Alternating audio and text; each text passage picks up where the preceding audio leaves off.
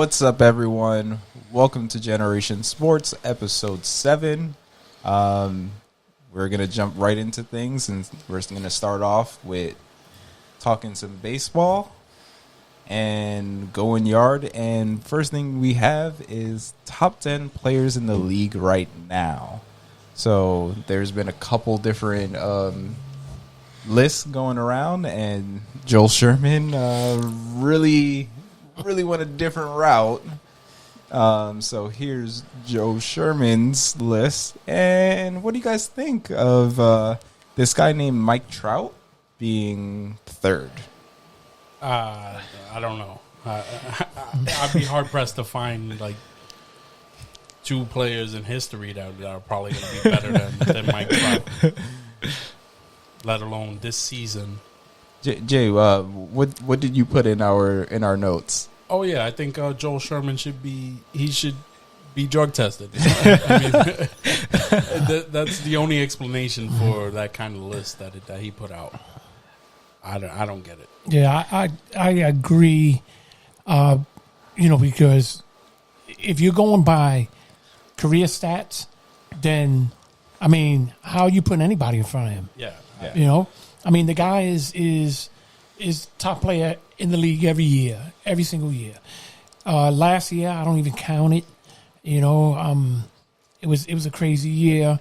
Did he still finish like fourth in MVP? Yes, That's a bad year for Trout. Yeah, that's a terrible year for him. And then he does this with nobody else on the team. Yeah. Like, he has no help. Pujols isn't the player he used to be. Right. I mean, he has Rendon now. Yeah. To help protect him in the lineup, but also absent in this top 10. Yeah, Rendon, that's true. Yeah. That's true. along with some others. Right. It's not just Trout that's wrong with this list. Yeah, that's what I really wanted to get into because obviously the glaring error by far with this list is having Mike Trout at number 3. And, you know, of course that's no disrespect or discredit to Mookie Betts and Juan Soto. Those guys are extremely talented. And it's honestly crazy that guys that good aren't the best 2 in the league. But it's because there's a guy like Mike Trout who exists, and he's just better. Like, there's just no other way around it. But not only Mike Trout, there's also a couple other issues with this list. You know, you look at guys like Corey Seager, who, you know, had a great year last year coming off some injuries. But, you know, there's definitely some recency bias there. Having him in the top 10 over some other great shortstops in the league or just great players in the league. So this list is definitely nowhere near perfect, and there's a lot of issues with it. But, I mean, I don't know. It's really hard to fathom some of these guys being where they are. Yeah, I just don't know what criteria he's using. If you're going to value 2020's stats, how do you have Lindor so high? Yep. You know, especially over a guy like Seager who had such a great 2020. Yeah, there's just no rhyme or reason with his list, to tell you the truth. Yeah, I still think he got the top 3 right, just in the wrong order. Yeah. And then outside of that is when I start having some issues. I think Tatis is too high. Obviously, phenomenal player. If we're talking about to start your franchise, Tatis might be 4. If we're talking about potential and whatnot, absolutely. But the list says top 10 players right now. Yeah. I don't think Tatis is 4, as great as he is. Right. Yeah, I agree. I think we're also missing Acuna. We're missing Yelich. Yeah. You know, there's players. I think Cole is too high on his list. Yeah. I don't think Garrett Cole should be that high up. Yeah, I would replace Cole and Seager with Acuna and Yelich probably. I agree with that. And I feel like too, like, baseball is definitely one of the sports where it's a lot harder to rate players and have like these rankings for guys because there's clearly 2 sides to the game. And, you know, there's guys who don't play every day, and there's some guys who, you know, maybe if you're a first baseman, you don't have the same defensive value as, say, an outfielder or a shortstop or something like that. True. So it's really hard to have like one balanced, perfect scale to judge all these guys based off. So I don't think any list is ever going to be perfect, but this one is just not even close. Yeah. This one just didn't even start off right. Yeah. All right. So sticking with baseball, we're going to be talking a little bit about service time. So obviously it's that time of year, spring training. You see a lot of these young prospects, performing at a major league level, but they won't start the season on major league rosters. So what do you guys think about the service time debate, and bring up some examples to support that? Well, I think that if the player is performing at major league level, then keep them up. Forget about the service time. You want to field the best team, and this is the way you field the best team. You're going to send them down to the minors and, risk him getting injured or anything down there. Have him up here where he can help you. And perfect example is what went down in Seattle, where one of their GM or somebody, got caught. He was doing an interview, and he was just ratting out the organizations, telling everybody that they were holding players back on purpose because of the service time. And I mean, why? You want to? My whole thing is, if the kid could play, the kid could play. The Mets did it with Polar Bear, and they brung him up. They lost the service time, but big deal. The guy hit 53 home runs. Yeah. I think the Mariners definitely ratted on themselves, but it wasn't the best kept secret in baseball anyway. A lot of teams were doing it regardless. Mm-hmm. He just said it in a more public or private but recorded form. But yeah, there's plenty of examples like Chris Bryant. I know he was fighting that grievance for a while. Vlad Jr. Vlad Jr. a couple years ago, he was the best hitter in all of spring training. I'm not talking about prospect. He was the best hitter in all of baseball in spring training and didn't start the season on the big league club. That's crazy. He looked like senior. Yeah, in spring training, and he was still held back.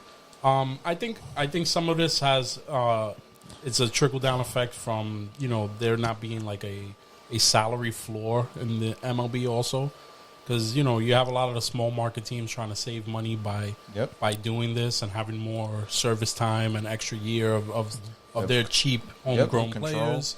That's something that needs that's a loophole that needs to be closed up and reworked. Yeah. There's going to be a new agreement soon, right? Yeah. This is all like it's very weird because this whole aspect and this idea of service time is very exclusive to Major League Baseball. Mm-hmm. But it's so like interesting to really think about because I personally I can understand the perspective of a front office wanting to hold guys back, even if it's like a month or two, just keeping them in the minors to save that money.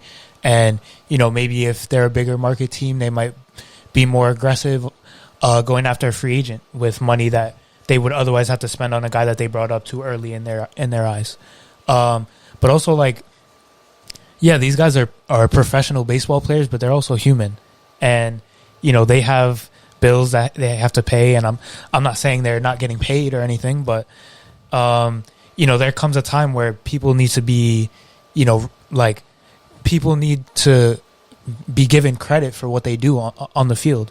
And, just morally speaking, it's not the right thing to do. These guys, if they're playing at a major league level, they deserve to be major league players. A lot of guys, their whole dreams and aspirations were to be major league players and, supporting their family and, making a living off this career. And just holding them back like that is just not the right thing to do to another human being. Mm-hmm. Yeah, piggybacking off of what Tim just said, you never know what can happen in the minors. Player can get injured. They should be paid their value. Yeah. Well, to add on to that, I mean, baseball is also the only sport where you have to make it through the minors before you make it to the major league. And minor league pay scale is a whole nother conversation that we won't touch, but see, that's ridiculous too. Those are developmental years that are basically lost financial losses.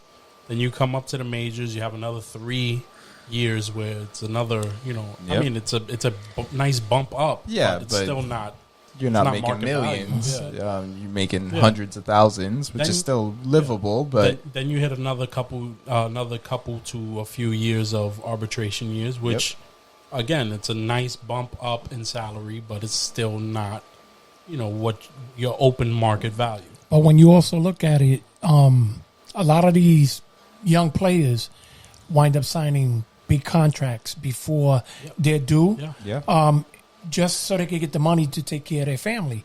Right. A lot of these players are from Dominican Republic, from Puerto Rico, and they come from poor backgrounds where, the money is what they working for in order to take care of their family and everything else. And, so you get a guy like Tatis, who just signed a big contract before he was eligible to become a free agent. And a lot of these guys get paid less money than what they would if they would have waited and became a free agent. But, because they are, in need of the money, they jump on it. yeah, and Tatis's deal was obviously historic, $340 million. That's nothing to Right. Yeah. But when you look at it, it averages out to 24, I think, mil a year, which it could be an argument that he's worth more than that today. Yeah. And I know it's a long-term deal, guaranteed money, so that one I don't have as much an issue with, even though, like you said, there's pressure on him because it's $24 million today, or you make league minimum for another year, and then arbitration we'll guess and see. Now, does he have any opt-outs? Do you know? I'm not 100% sure of that agreement, but then you look at other guys like Acuna, who has such a team-friendly deal because, like my dad said, hey, it's pay me now, and I'll worry about being a free agent down the line, but it's better than getting paid the league minimum. But Acuna, I mean, to me, he's a top 10 player. Joel Sherman, sorry, but I think he's a top 10 player in the league, and he's not getting paid nearly that value on such a team-friendly deal, and that's a great deal when you look at Albies, his teammate, who's getting paid peanuts for one of the top second basemen in the league. Yeah, listen, the thing is, like, right now, financially, it makes sense for him. But you're talking maybe 5-6 years down the line when he's making 24 mil, and comparably, players of his caliber are making probably in the 50s. Yeah. Now that deal looks horrendous for him. Yeah, only time will tell. Yeah.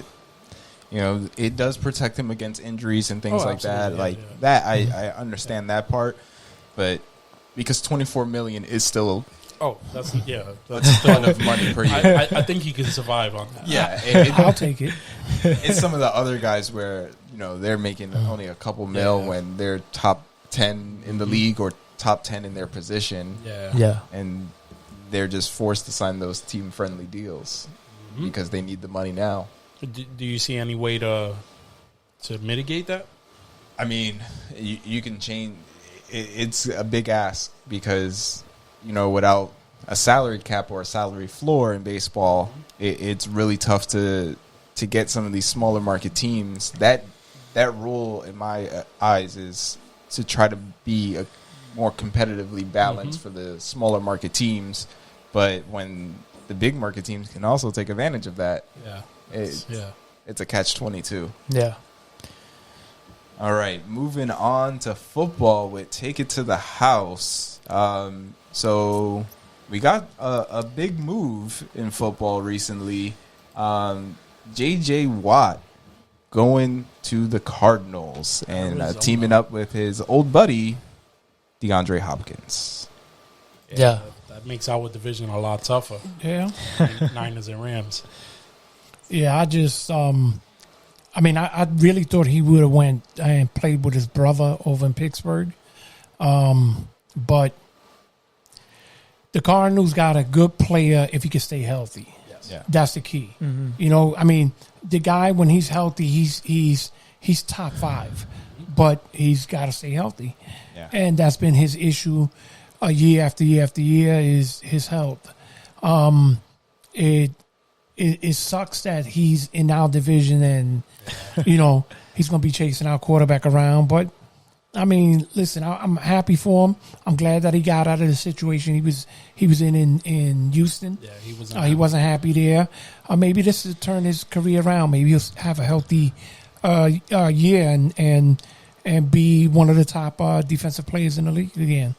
I think it's a great move by Arizona. I mean, you do run the risk of his injury history and he's not getting any younger, but just the leadership he brings to that team, in the clubhouse, on the field for that defense. I think Arizona, this is two off seasons in a row that they've gone out and they've gotten a difference maker for that team. Yeah, and just adding on to what Jay said, I feel like, when J.J. Watt signed with Arizona, he told Kyler Murray, he was like, yo, I believe in you, and that's why I chose to come to Arizona.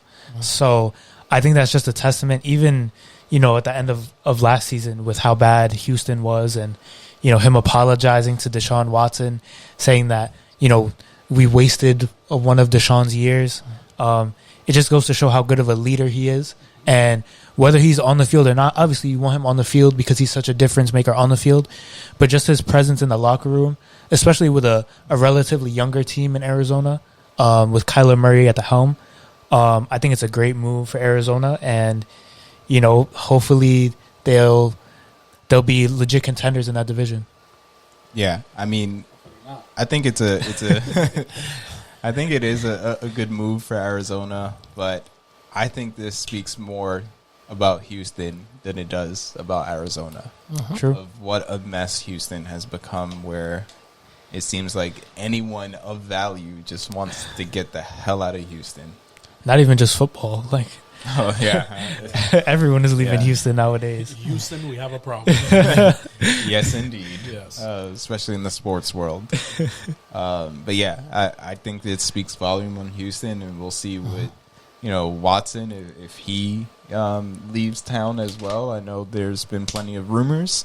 And there's also been rumors about another QB that possibly on the move, and that is Russell Wilson. What do you guys think of that? Go ahead, leave. Hurry up. Even though the Rams is probably the one team that has played them better than anybody else. But what I was really surprised at is he listed the teams that he wanted to go to, and one of the teams was the Bears. Yeah. If I'm the Bears, I'll jump all over that right now. Well, there's a report out that they have a massive offer for him already on the table. Right. The Bears, which is smart. It makes sense. I mean, when were the Bears relevant at quarterback? Jim McMahon? The punky QB. That's before our time over here on this side. All of us. It's crazy. If I was them, I'd jump on it right away. Oh, yeah, they got a great defense. They could use a quarterback that could get them, in the playoffs and everything else. So there's a couple other teams he listed, but out of the teams that he listed, I would say the smart move would be the Bears, because the Bears have a good defense already. And adding him to the offense will make them a playoff caliber team. I agree with that.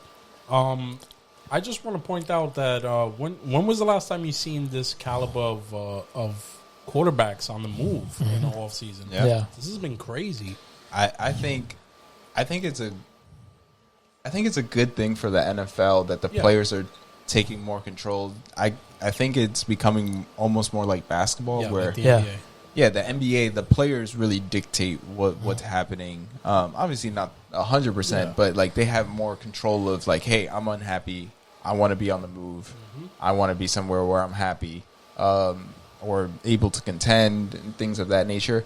You didn't see that a lot in football, but this offseason, you've seen a lot of players and star power, like you were saying, Jay, of saying, I'm not happy where I'm at. I want to be on the move. Now let's see if they all actually move, or it's just all talk and the front office doesn't. Yeah, I just want to know what caused him to seemed say like he wants to get out of there. I mean, his relationship with Pete Carroll seemed pretty good the entire time. Right. They seem to put out a good roster every year in and year out. It's not like a Deshaun Watson gripe where he lost his weapons and whatnot. Yep. I'm not sure. Maybe just, maybe the whole system ran its course. He doesn't seem that. Yeah. It doesn't seem like the team is getting better. Yeah. They've seemed to slowly but surely get worse. I'm not sure. That's a good question. Yeah, the only thing I could really think of is just, Russell Wilson really wanting to win now. And that just how bad the Seahawks defense was. Oh, yeah. Like, I mean, I know he doesn't play that side of the football, but their defense was atrocious last year. They, teams were just, scoring all over them, and there was just no resistance. They had to become a team that just outscored guys, and a lot of times they had a shot because of Russell Wilson. And, of course he had, his receivers. He had DK Metcalf, who had a great year. But maybe he just feels as if there's not enough support around him, and especially that those big weaknesses on the defensive end that might be pushing him into more of a win-now situation, which also may be why he had the Bears as one of his teams, which they have one of the stronger defenses in football. Right. So that might be, something that he wants to see improved upon and, wherever he goes next.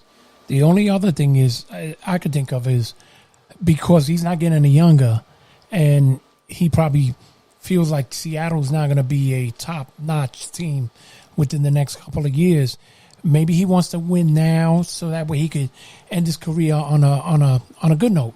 Yeah. Well, the way football works, you have your windows of contending, but then eventually you have to break it down and start all over because of cap hits and dead money and whatnot. So it could be that he's looking over the horizon at what's coming for Seattle, and they may have a dry spell for a few years, and he doesn't want to sit there through that. You're not getting younger. His window is closing, and he wants to go to a contender that as Tim said, the Bears have that defense ready. They're ready to go. They just need a leader on offense. And and also one more thing I did hear that I actually just remembered is that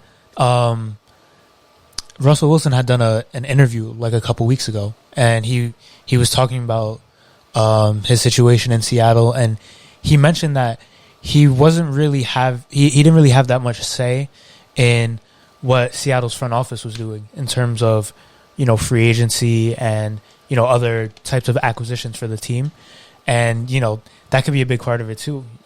Him being a franchise quarterback, a Super Bowl champion, a veteran. He as a leader of that team, I mean, I can't really blame him for wanting to be able to at least talk to the front office and have that dialogue and do what it takes to make the team better in the offseason. Right. So that could definitely be part of it as well.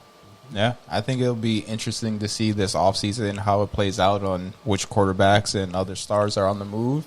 And maybe it's a really interesting NFL draft this year with some, big deals. Yeah. We shall see, because there's some quarterbacks in the draft, too, that some teams are eyeing on. So maybe they move it could be a lot of established quarterback to draft one. Yeah, that's very true. We shall see. All right, moving on to halftime. So it is March, so we're going to touch upon some March Madness before the madness really begins. The madness will begin this week coming up with the conference tournaments, and then we, go into the NCAA tournament.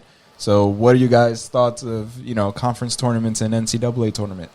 Carolina, baby. Yeah, they look like they're safely in now. Yeah, they are. I'm just glad that they finished Duke off. If Duke makes the tournament, then the NCAA should be investigated. This is my favorite time of the year. My favorite time. I mean, March Madness is not like it, because this is where you get the underdogs that come out of nowhere, the Cinderella teams, and they shock the big teams, the blue bloods, and this is where anything goes. All it takes is for a team to get hot, and if that team gets hot at the right time, that team could ride it all the way to the chip.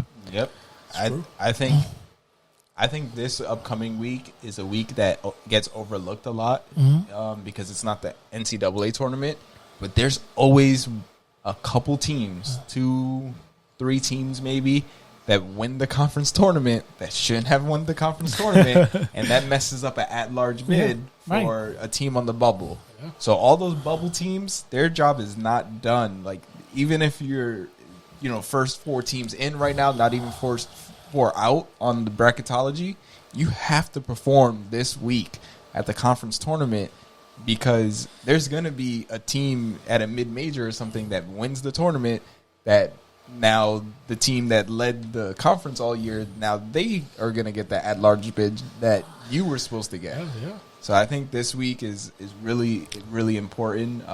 You got teams that are injured, like Villanova, and then you got teams that are playing hot. And then even at the front of the top 25, some of those dominant teams are not winning right now. Baylor lost recently. Obviously, Gonzaga has been consistent all year, but there's not that super team that we've had in years past where I think it's going to be a crazy March Madness. One other thing is with the tournament now is you can put yourself in a position where you either get put in a bracket at a nice spot, or if you one of the top teams and you lose in the first round, then you could mess up your top tier bracket and wind up being a 5th or 6th seed, and it makes a big difference. You have a way tougher road. Yeah. I mean, when Nova, especially with the injuries, they were looking, probably a 3 seed ish, but now with all their injuries, I don't know. They're slipping, and that leaves the Big East tournament wide open. Creighton can take it. UConn has been hot. Let's go St. John's. And you got the Johnnies. But, are they going to be completely healthy in the tournament? I know they just beat Seton Hall, and now they're going to turn around and play Seton Hall again on Thursday. So we shall see. The Big East tournament, I think, is wide open with Nova being injured. Yeah, I think March Madness is always a great time for all sports fans. But especially us, I know we watch a lot of basketball, so March Madness is always a great time. It's so competitive, and you're never really guaranteed anything in March Madness, which makes it so great. But I think the best thing for me this year, specifically about March Madness, is just the variety of teams. And there's always 64 teams in, but you look at some of the teams that aren't going to be in the tournament or on the fringe of not making the tournament.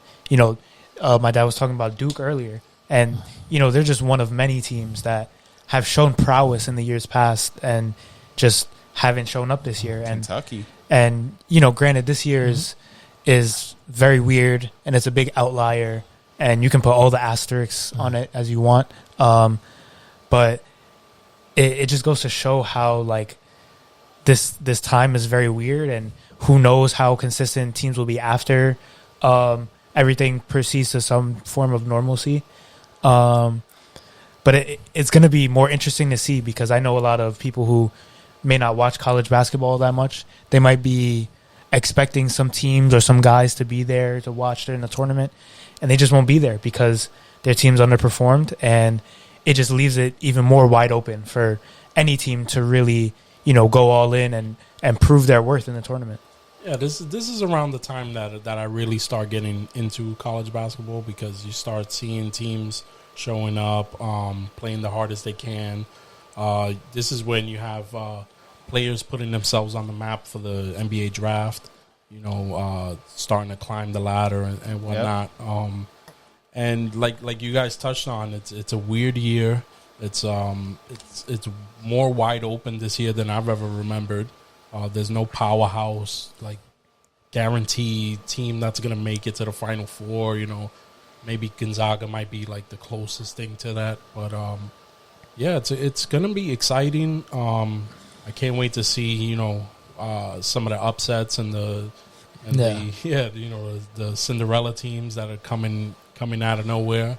It's going to be interesting. The other question for me is, will, now that they're allowing some of the fans to come back, will that make a difference for any of these teams? Because remember, the team's been playing with no fans in there. So now you get a little bit of fans, rooting you on. This might change, This might change the aspects of a lot of these games. Yeah. But some teams have been playing with fans. Right, so it depends on the conference. It depends on the state. Yeah. Right. Yeah. So, we don't know how that might give them an advantage. Yeah. They're more used to having that, half full, quarter full type of crowd where certain teams played the entire season with no fans. Right. Well, the Big East tournament is going to have fans, correct? Yes. So, to my understanding, they're still going to have limited fans at the Big East. 10-15%, something like that. Yeah, I think that's what the Garden is doing right now. So, and I think it seems like it might just be like friends and family mostly. Yeah. But still, there'll be people in the building. It's a lot better than having video game noises. And going from some basketball players making no money, we're going to talk about some money in the league and Skip Bayless. So rumors are he just signed a new agreement with Fox Sports, and it's valued at $8 million a year. So here's a list of NBA players that make less than Skip Bayless, who basically just gets paid $8 million to talk crap about LeBron. Basically, yeah. That's his job. Yeah. I don't know. I find it amazing that you can get paid that much to talk about the players that are the entertainment. Yeah. And for you to make, in some cases, double what some of these players are making, and these are not like, we're not talking end of the bench players. We're talking about multiple players, multiple all-stars on this list. Yeah. Guys like Trae Young, Donovan Mitchell, Bam Adebayo. I mean, granted, most of those guys are on rookie scale contracts, but still, you can't tell me that we could sit here talking about these players and make double what they make. Well, I'm hoping that we get enough subscribers so that way, we could be making that. Help us out, guys. There you go. We want that skip money. And if we get that skip money, we will have contests so that way somebody could get a little something, but we need the subscriptions. Definitely sub, like, comment, all that good stuff. Get the algorithm on our favor. And we will show you love. Yeah. Don't worry. Because the bank account ain't looking like Skip's. I'll tell you that right now. But it's just crazy how, and I get it. I've worked in sports. I worked in media. I understand the sponsorship money that comes in and out. I understand, And he's a personality. He's likable by his $8 million fan base, though. Yeah, that's a lot. $8 million. Yeah. That's insane to me. That someone, and to me, if I'm watching that show, I'm not watching for Skip. No. Yeah. I'm watching for Shannon Sharp. Of course. Yeah.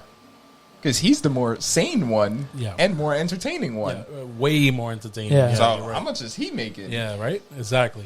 He should be making double Skip. Well, we're going to see when his contract or whatever is up. Skip. If he ain't Skip. Skip.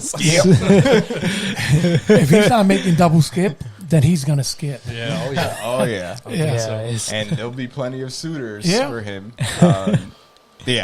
Again, this is kind of a silly topic, but definitely something we wanted to bring up because it's just ridiculous to us. And we're not pocket hating either. Okay? Oh no. If someone felt like he was worth that kind of money, all power to him. Hey, I mean, what Skip says makes the headlines.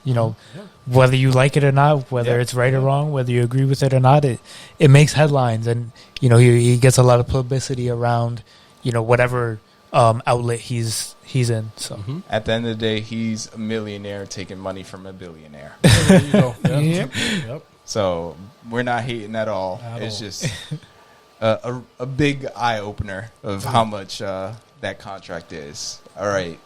Moving on to the actual players. So we're going to be talking basketball with buckets real quick. And it is All-Star time. Yeah. So we'll start off with Team Durant. So Team Durant, pulling that up right now. What do you guys think of Team Durant, Jay? Well, just to to start off, I don't agree with this whole fantasy draft thing. I think it was intended to bring a little more excitement and balance out the conferences where it was a heavier favorite towards the West. I think basically what they did was change West to LeBron, and it's still unbalanced. I think it was a gimmick. I think it's ran its course. It was cool at first, and now it's just okay. Can we go back to East versus West? Oh, what do you guys feel on that? Tim, first give us a update on some of the changes. Yeah, I was just gonna say, just with Team Durant, this graphic is the graphic shown on draft night. So just a couple of changes. Devin Booker, the reserve guard on Team Durant, is being replaced with Mike Conley Jr. So shout out to Mike Conley. He finally made one. Yeah, a lot of people thought he should have been an All-Star before this and never was. So shout out to him and the Jazz for being the top team in the league right now. Yeah. And another big change is Joel Embiid, along with Ben Simmons, who's on Team LeBron, are not playing in the All-Star game due to some contact tracing from their barber, right? Yeah. Yes. So they won't be playing in the All-Star game. They won't have any replacements, but Zion, since Joel is a starter, Zion Williamson will be taking Joel Embiid's spot on Team Durant. And in terms of the draft, I like the All-Star draft. It kind of reminds me of, I know I'm the youngest one here, but it kind of reminds me of like playing 2K, doing like a little fantasy draft. Yeah. Obviously, I'm not making the picks, but I definitely think it's cool interaction with the fans. And also, like, a lot of these guys wouldn't get to play with each other ever if it weren't for the All-Star game. And I know guys can, if they're an All-Star caliber player, most of the time they'll be able to choose their own path when it comes to free agency and go wherever they want. But, a lot of these guys that are just loyal to their teams. You look at a guy like Steph Curry or Dame Lillard, like, they would never be able to play with Giannis. Like, those guys are all so loyal to their franchises, and, you respect them for that. But this is just a cool opportunity where a lot of these guys, they have a chance to play with, some of their buddies and some guys that they normally wouldn't play with. And, I think it's a good idea. Does it really balance out the teams? Maybe not, but it's still an all-star game at the end of the day, and all these guys are super talented, and it's going to be entertaining regardless of who's on the court. My issue with the whole All-Star draft is not the draft itself. It's when you're picking one of your teammates so you won't hurt his feelings. Yeah. Who cares? I mean, these are grown men. You want to get the best player on your team. You want to get the best team out there. So when you start picking, your teammate because you don't want to hurt his feelings, you basically downgrading. Yeah, if you're missing out on a star with better talent. Yeah, Kyrie and James Harden. Yeah, that's perfect example. I mean, if you telling me that you rather have Kyrie than Curry, or Kyrie than I'd rather have Kyrie not playing in the All-Star game. Yeah, I could agree with that. Yeah, it just doesn't make any sense for you to pick, the guys that you play with, because if you don't, then their feelings are going to be hurt. Yeah. Oh well. See, I just see this this All-Star draft as another way of the league making money, televising something, doing it's fun for the fans and everything, mm-hmm. But I just think that maybe there's a better way to go about it. Like you said, picking players not to hurt their feelings, mm-hmm. rather than picking the best player available, kind of goes against what it's intended to do, right. Which is balance out the teams. I have an idea of doing it randomly, either letting the computer choose out two balanced squads or putting names in a hat and letting that choose the teams. I don't think you can do worse than what we've seen. I don't know. I feel like the only issue with that is like you don't want Jokic, Embiid, and Gobert all on the same team. Well, you do it by position, forwards. Yeah. And well, yeah. If you can regulate it, that's definitely a possibility. But a hat of forwards and a hat of guards. You do out of the hat. You do the envelopes and you freeze them, and there you go. And Patrick Ewing? How is he still an all-star? Oh, boy. So we got Team LeBron up here, and clearly the superior team. Yeah. I think this is the Avengers. This is Thanos. This is the Monstars. I mean, the thing with this, though, is that AD isn't playing in this year's All-Star game. So LeBron probably would have taken AD if he had the choice, which is part of what you guys were saying, picking your teammates. Yeah. Obviously AD is a great talent, but I think it's just more like the players are choosing who they want to play with, and I respect them for that. And I definitely understand what you guys are saying, because the teams aren't really balanced, especially this year. But like, they're all-stars. It's still going to be competitive regardless. Oh, yeah, of course. So I don't see anything too blasphemous about it. I think it's really interesting, generation sports, that we see a little generation line with this one. Yeah, that's true. My dad is on one side. JR is a little closer to my dad, where I'm a little closer to Tim. Yeah. It's a little generation. We're definitely seeing. I don't know. Yeah. I might just play too much 2K. I don't know. But at the end of the day, the league cares most about Timothy. Oh, yeah. Yeah. Because they want to have those lifelong, fans. Yeah. They want to market more towards Tim than to any of us. Well, his generation is going to be the one spending the most money moving forward. Yep. Yeah. With the NBA, so you have to gear it towards their opinions on the subject and whatnot. Absolutely. So that's true. Good point. I think that's a bit of the generation, line right there. Plugging it back into us, but I think it's still going to be a competitive game. I think Team LeBron definitely is better, but it's an all-star game. It's an all-star game. Anything. Yeah. Three and a half quarters is just them messing around, and then they get serious for the end of the game. Mm-hmm. Yeah. That's basically just how it normally The goes. Elam ending is great, though. I love that Yes. addition to the All-Star game. Oh, that's my favorite part. Yeah. Yeah. And they're Yeah. honoring Kobe again this year. Yeah. Adding an extra 24 to the final score. That's cool. So, love to see that from the NBA. Love it.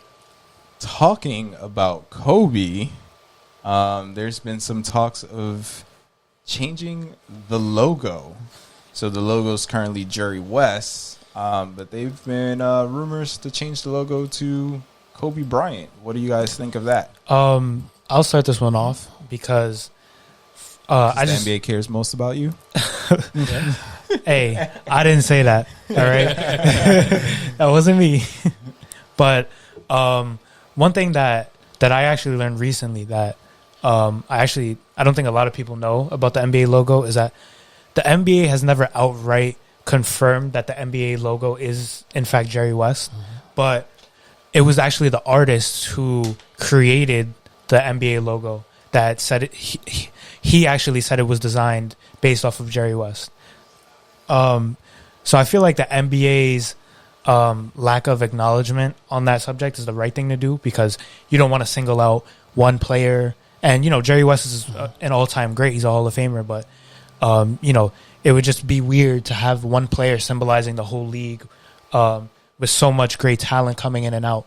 But I do think I definitely understand why a lot of people want to honor Kobe in this way. And he was, he wasn't one of the most efficient guys or he was definitely one of the better players in our league.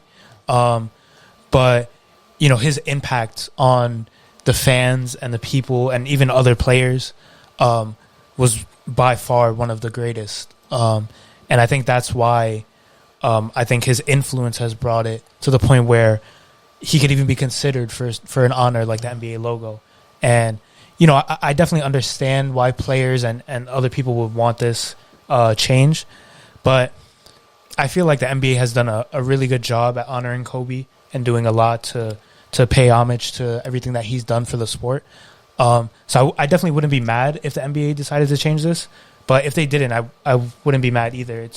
It's just kind of up to them. And, I guess time will tell in that sense. I got an idea as to what they should do. Change the logo, but make it like a Mount Rushmore, where you got more than one person. Because more than one person has been, has like for example, Michael Jordan changed the game. Okay, Michael Jordan should be part of the logo. Well, from what I understand, they had offered or spoke about it, and he declined. Like he didn't feel like he wanted to be the NBA logo. Interesting. And you could do it by era, the Mount Rushmore. Yeah, that's true. You know, where you get your players in eras like that, and you get it where, you know, nobody is being really left out. Yeah. The guy that did the most in that era should be on that logo. And yeah, I understand that point, but I feel like even that is kind of subjective. Mm-hmm. So, I mean, regardless of what you do, someone's feelings are going to get hurt. Yeah. There's no way to please everyone.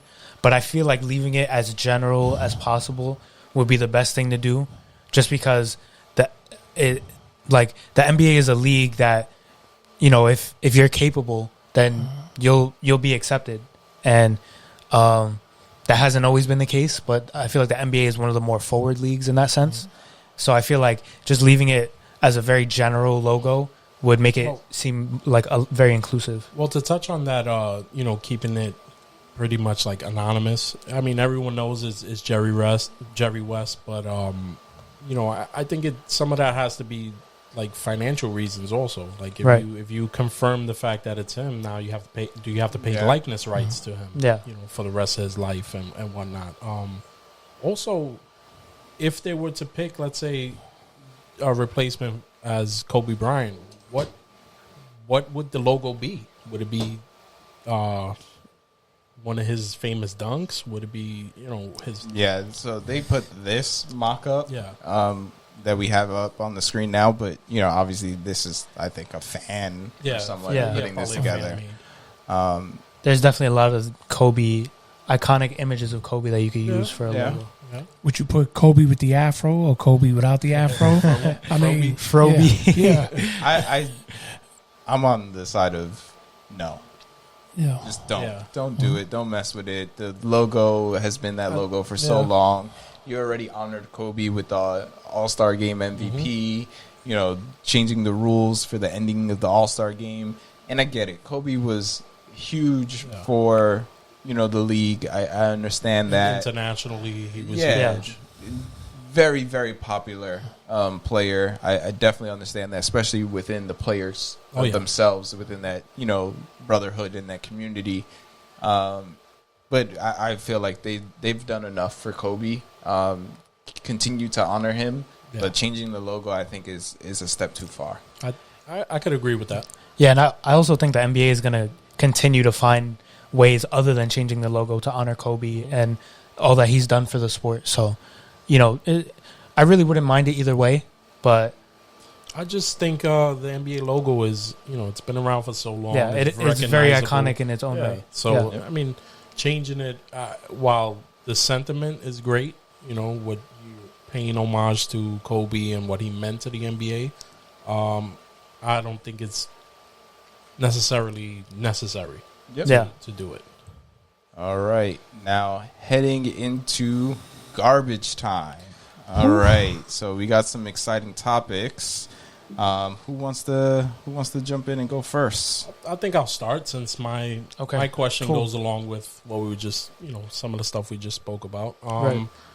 So who's the best, in your opinion, who's the best NBA player who never made an All-Star appearance? I'll start that off. For me, it's Jason Terry. Okay. This guy's 7th all-time in three-pointers. He's 10th in games played. And this guy scored 18,881 points.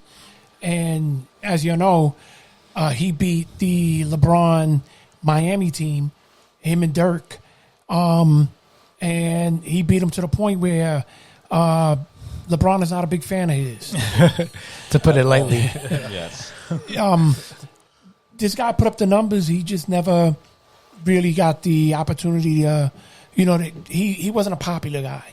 You know, and back then it was more a popularity contest than anything else. And, you know, unfortunately, he didn't get a chance to make it back then. But if he was in the league now, he might have had a better chance because the league is more formatted for that, for the type of game he played.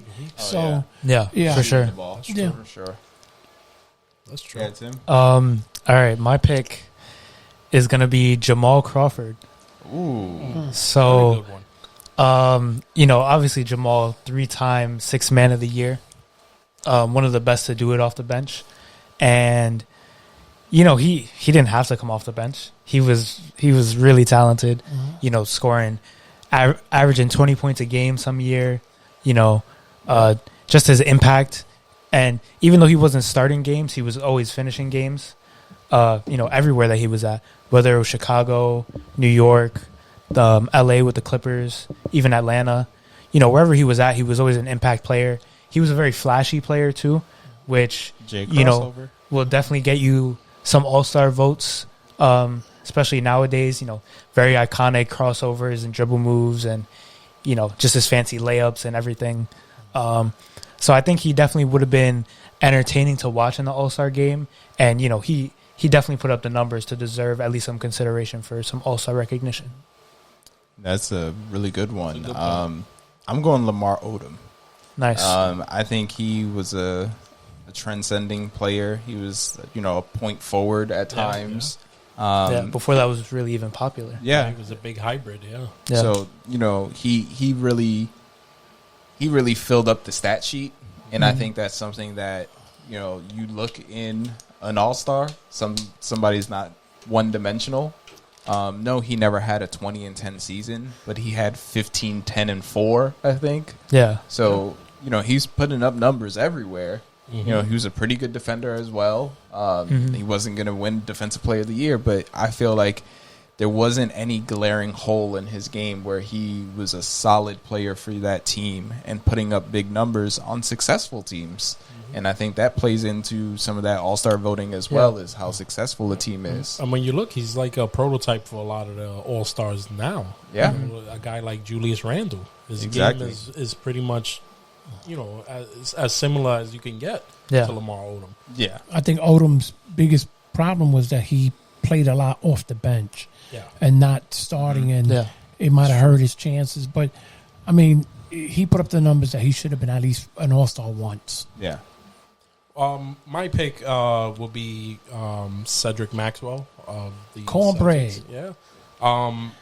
I just see like his game, his play style, the numbers he put up were great, and you factor in that he played with a lot of Hall of Famers that overshadowed him to where some people didn't even know who he was. And he was a great player. He had a 3-year stretch where he was 7th in value over replacement in the entire league for that 3-year stretch. Yeah. So, I just think had he played for any other franchise during his playing time, he would have definitely gotten consideration more so than he obviously did. Yeah, I didn't know that. Yeah. That's big time numbers. Big time. All right. So who's going next? I will. All right. So, in pro sports, and a shout out to the Champagne brothers, but in pro sports, who is the best family that has played in pro sports? Any pro sports?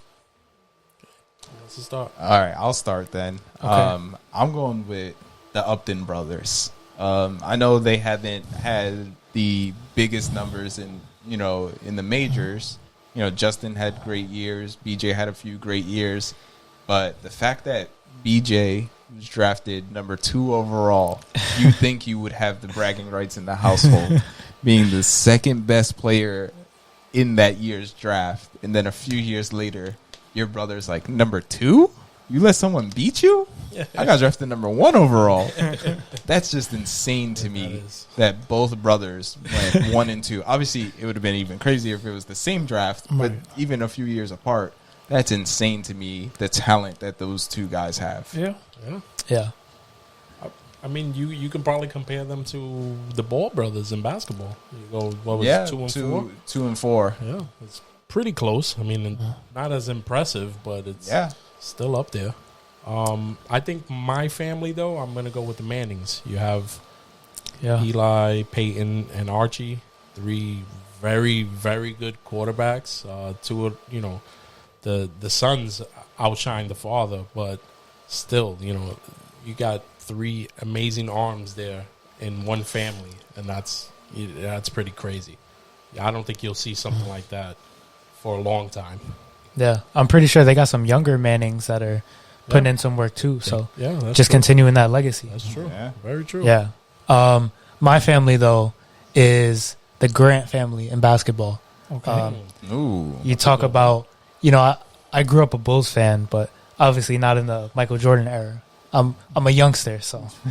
But obviously, seeing the impact, looking back, seeing the impact that Horace Grant had on the Chicago Bulls in, the 80s and 90s. Just Horace was a winner. He has multiple rings, was a great teammate, great guy.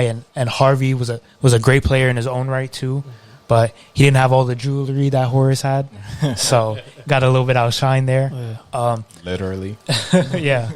But even their kids, you got Jeremy Grant, who's putting on a show in Detroit this year. He got a big contract, and he's proven to be worth it.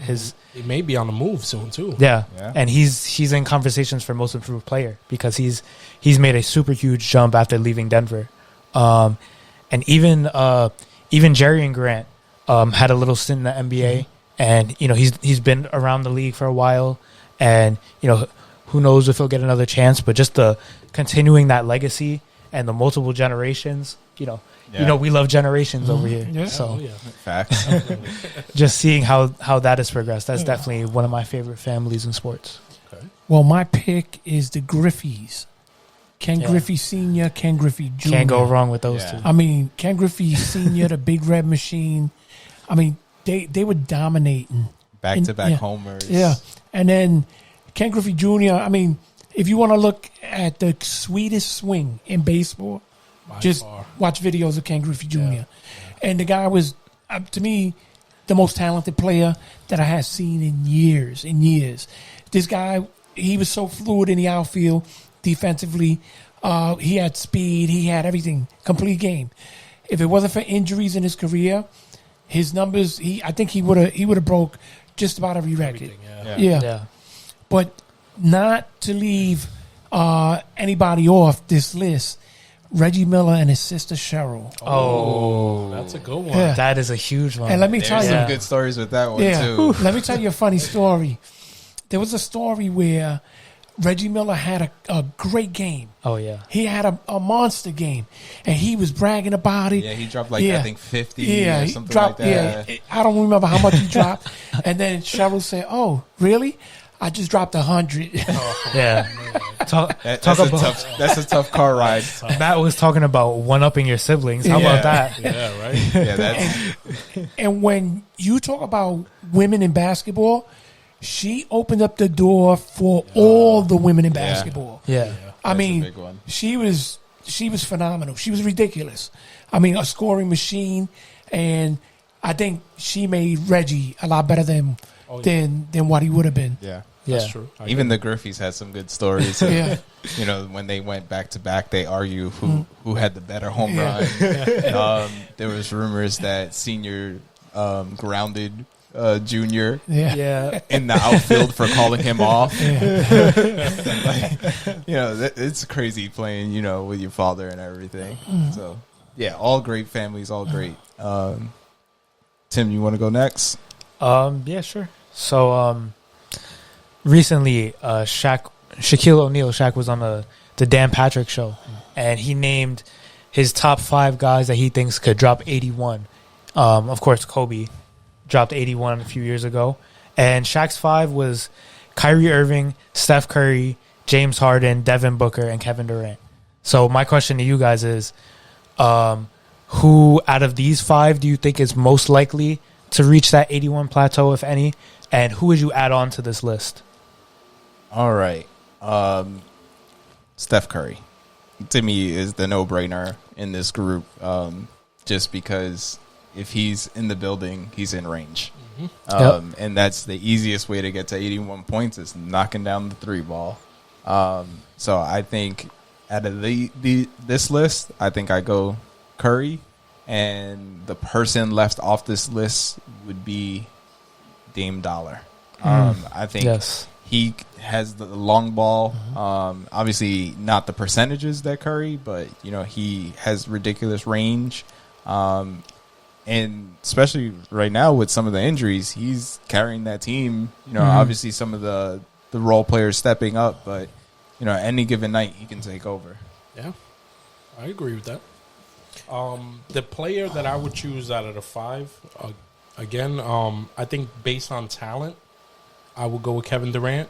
The fact that he has to compete for jump shots with, compete for shots with two of the other guys on the other list. guys. Yeah, on this list. I don't see it as being likely. So I would also go with Steph Curry.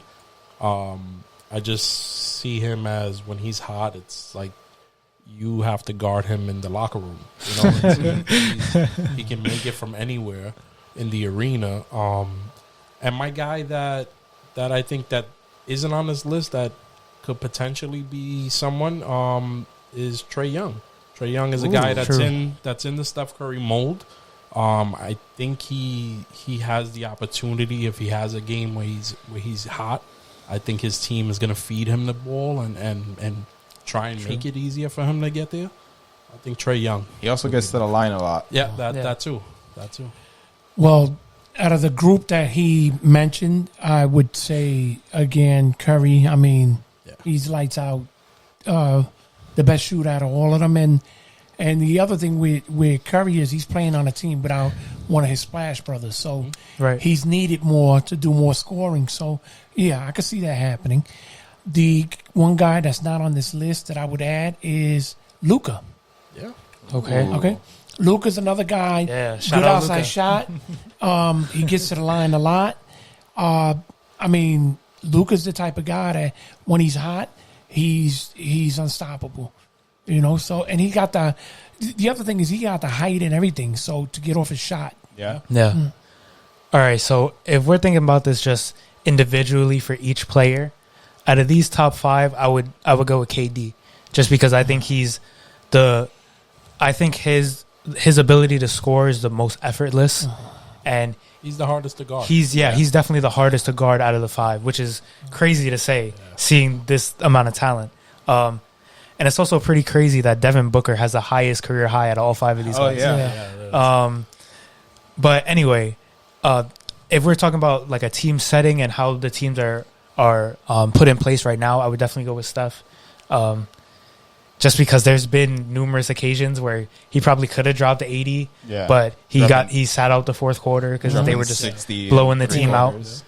And in that same breath, I think one person that I would choose that isn't on this list is Klay Thompson. Yeah. Klay 60, right? Yeah, Klay very similar. 11 dribbles with it, or 13 dribbles. Very similar to Curry. When Klay is hot, he's unstoppable, and I think it's even more impressive with Klay because, like you guys said, Klay isn't really like the ball handler, necessarily the shot creator that Steph is. So he's just shooting, and it's just dropping every time. Catch and shoot. And granted, Klay has had his injuries, but he's still going to be one of the best shooters in the league when he comes back. And he's dropped 60 in 3 quarters before, so I think it's definitely possible for him. But also a lot of the guys you said too. Yeah. I have a dark horse for this. How about a guy like Joel Embiid if he gets hot? I know it's tougher for a forward or a big man. Yeah. But, I mean, he did put up, what was it, like 50 something? Yeah. He had a career high 50 something. I mean, I could see him having a against game against our Bulls. Yeah. I could see him, having a hot game where he could have I don't think 81, but I mean he could come close. Yeah, the problem with he that gets is, to the line a lot too. Yeah. So the problem with that can that help him is they got to feed him the ball. Yeah, that's the thing. Then the double, it's a lot easier. I feel like for shooting, catch and shoot. But guy. that's the thing. He also has an outside shot too. He has an outside game. So I mean, if he was to switch it up and start shooting mid-range jumpers and whatnot, he could have an outside shot or something like that. Yep. All right. Last question. So Overtime Elite, they just announced a new league where they're gonna have some athletes as young as 16 years old get paid $100,000. They'll have, health insurance, all that good stuff. So they're starting a league. And then with the G League league, where some of the players getting paid up to $500,000, and the NCAA, if you are a super talented high schooler right now, which one of these 3 routes would you think you would take? I'm going G League. Okay. And why? Because what it is NCAA, yeah, they pay your school, everything, but they making billions off of you and you're not even seeing a dime. But how about with some of the potential rule changes there where you might have control over your likeliness? Now, you're not going to be getting paid, but you can get sponsors. I mean, I still like the G League. You getting paid and you a step away from getting pulled and going into the NBA. So, I mean, I think the G League, it probably for the competition also. Yeah. You want to be in there where you're competing against other guys that are trying to make it to the NBA. And I think if you could prove yourself against them guys, then your ride to the NBA is going to be a lot quicker. Yeah. On paper, it seems like this overtime elite league is very promising. And I think overall, just looking at, the benefit from it, it seems to give you the most necessities out of anything else. But if I had to choose one right now, I'd probably go with the G League as well. The G League gives you the most guaranteed money, obviously depending on your contract. Mm-hmm. And the G League is also, like you were saying, it garners the highest level of competition because, the G League isn't just young guys. There's a lot of, vets that are just trying to maybe get back into the league. You look at guys like Jeremy Lin for the Santa Cruz Warriors, just as an example. There's a bunch of vets that are in the G League and, they can be mentors to you and just give you that NBA feel and experience before you get drafted, which is really priceless when you're a talent like that. Because even guys as talented as they are, when they first get into the league, it's a big adjustment. So having some experience, being a professional, taking care of yourself and learning the life of an NBA player is definitely very valuable. So I'd probably go with the G League for now. Yeah, I agree. G League has the competition. I feel like it's better for developmental purposes. The guaranteed money is nice. The fact that I feel like it at this point in time, it's set up to have the most success moving forward. It's set up to last. It's not something that's that they're trying out. It's been around a while. It's not going anywhere. The G League is proving to be something of an asset for players and stuff. I love the fact that there's another option though. Of course, I'll always push anyone to seek a higher learning and continue to get degrees and whatnot. But that's not for everyone. Everyone's not in that situation where it's feasible to play for free and risk injury and whatnot. So I love the fact that there's another option. I hope there continue to be more options. I hope eventually the NCAA pays their student athletes, But in the meantime, I will go with the G League. Yeah, I think you guys all brought up great points. I agree, the G League, because of that competition, you're playing against guys who actually have NBA minutes. Mm-hmm. The one thing with the G League is I think there's so much room for improvement there. Yeah. I think, it's just weird that not every team has a G League that should be mandatory. It should be more like a minor league. And then, if you have every team and then this team of prospects is the extra team. Well, that's the thing.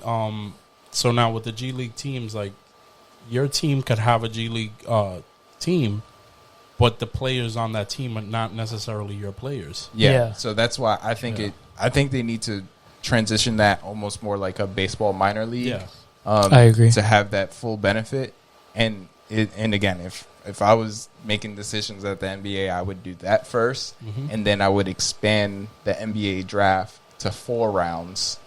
I like that. And the first 2 rounds are guaranteed NBA contracts. The 3rd and 4th round are G League contracts.